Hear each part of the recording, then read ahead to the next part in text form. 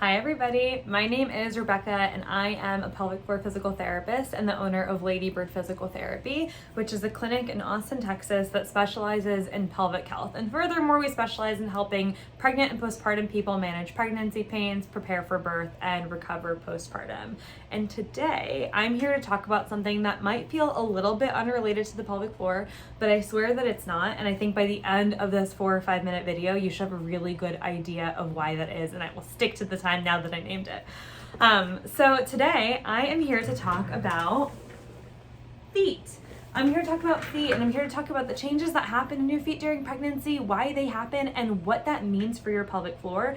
And I'm here to talk about why your pelvic floor symptoms maybe get a little bit better with pelvic floor PT and then they come back, and why you might be struggling to have those long-term results in your pelvic floor and with your pelvic floor symptoms.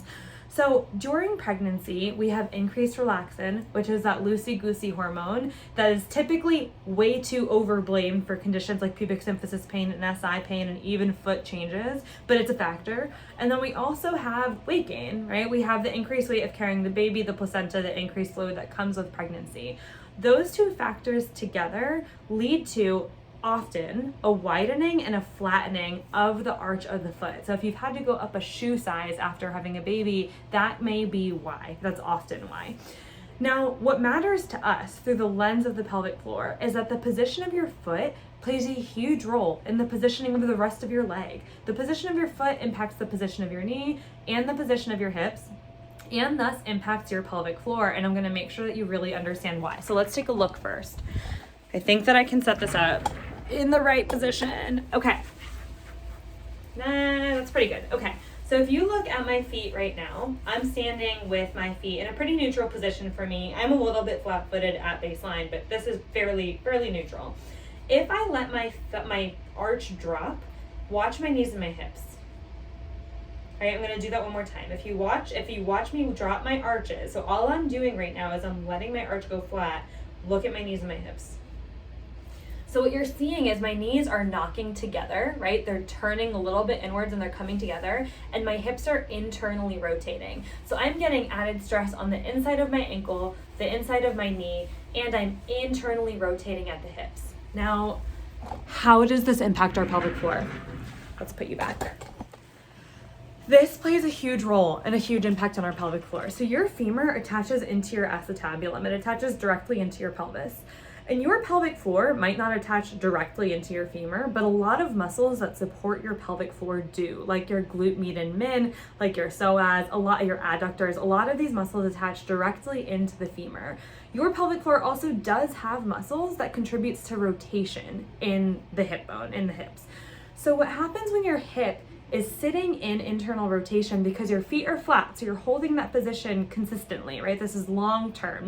We don't need to be scared of going into internal rotation here and there. You don't need to be worried about going in and out of it. We don't even need to be scared about these changes. But the reality is that when we sit in internal rotation for a long time, a couple of things happen. One is our internal rotators get tight, so the muscles that contribute to internal rotation shorten because they're not getting stretched. And your external rotators can become a little bit weak. And the external rotators matter a lot because they play a huge role in supporting your pelvic floor. So if we have tight internal rotators and thus tight pelvic floor muscles, because these muscles can contribute to that rotation, and then we have weak external rotators, thus less support for the pelvic floor from the muscles that often support this whole construct, we can have pelvic floor dysfunction, and we can have symptoms like hip pain, back pain, tailbone pain, internal vaginal or rectal pain. We can also have symptoms like urinary incontinence, because if these muscles are tight and under supported, they're not going to be strong enough to do the job of supporting the bladder, which can contribute to things like leakage.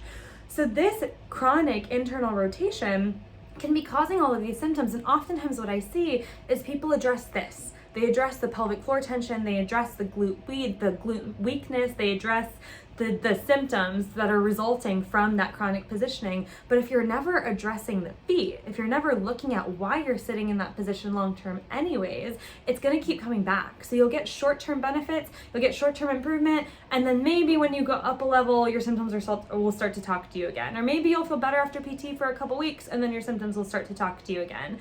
And so it feels really indirect, but it's actually not. So if you're struggling with hip pain, back pain, pelvic pain, if you're struggling with SI, thigh or pubic bone pain, if you're struggling with leakage and you're postpartum and nobody has ever looked at the positioning of your feet or the positioning of your legs and how they relate to your pelvis, you might be missing a huge part of what's causing your symptoms, and you might want to take a look. So if you have any questions, drop them below. You can always email us at contact@ladybirdpt.com. You can go to our website at www.ladybirdpt.com. We work with folks in Austin and virtually all over the world. So please feel free to reach out if you have questions, and I hope this helps. And I made it in 5.5 minutes.